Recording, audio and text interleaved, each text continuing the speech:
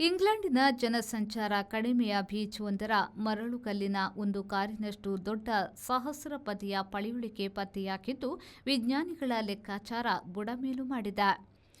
Cambridge ವಿಶ್ವವಿದ್ಯಾನಿಲಯದವರು ಈ ಪಳೆಯುಳಿಕೆ ಅಧ್ಯಯನ ಮಾಡಿ ಜರ್ನಲ್ ಆಫ್ ಜಿಯಾಲಜಿಕಲ್ ಸೊಸೈಟಿ ಮ್ಯಾಗಜಿನ್ನಲ್ಲಿ ಪ್ರಕಟಿಸಿರುವ ವಿಷಯವು ವಿಜ್ಞಾನಿಗಳು ಮೂಗಿನ ಮೇಲೆ ಬೆರಳಿಡುವಂತೆ ಮಾಡಿದೆ.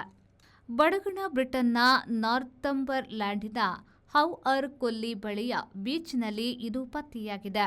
ಕಡಲ ಬದಿಯ ಚಾಚುತುದಿಯ ಮರಳುಗಲ್ಲಿನಲ್ಲಿ ಈ ಚೇರಂಟೆ ಪಳೆಯುಳಿಕೆ ಸಿಕ್ಕಿದೆ. 9 ಅಡಿ ಉದ್ದ, 3 ಅಡಿಯಷ್ಟು ಎತ್ತರದ ಪಳೆಯುಳಿಕೆ. ಇದು ಕಾರ್ಬೋನಿಫೆರಸ್ ಕಾಲಕ್ಕೆ ಸೇರಿತು. 32.6 ಕೋಟಿ ವರ್ಷ ಹಿಂದಿನದಾಗಿದೆ. ಬೆನ್ನೆಲುಬಿಲ್ಲದ ಹೊರ ಎಲುಕಟ್ಟಿನಲ್ಲಿ ಸಿಕ್ಕಿರುವ ಅತಿದೊಡ್ಡ ಜೀವಿಯ ಅವಶೇಷವಾಗಿದೆ ಇದು.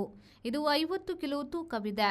ಡಿನೋಸಾರ್ಗಳಿಗಿಂತ ಹಿಂದಿನ ದೊಡ್ಡ ಜೀವಿಗಳ ಬಗೆಗೆ ಈಗ ಹೊಸದಾಗಿ ಅಧ್ಯಯನ ನಡೆಯಬೇಕಾಗಿದೆ.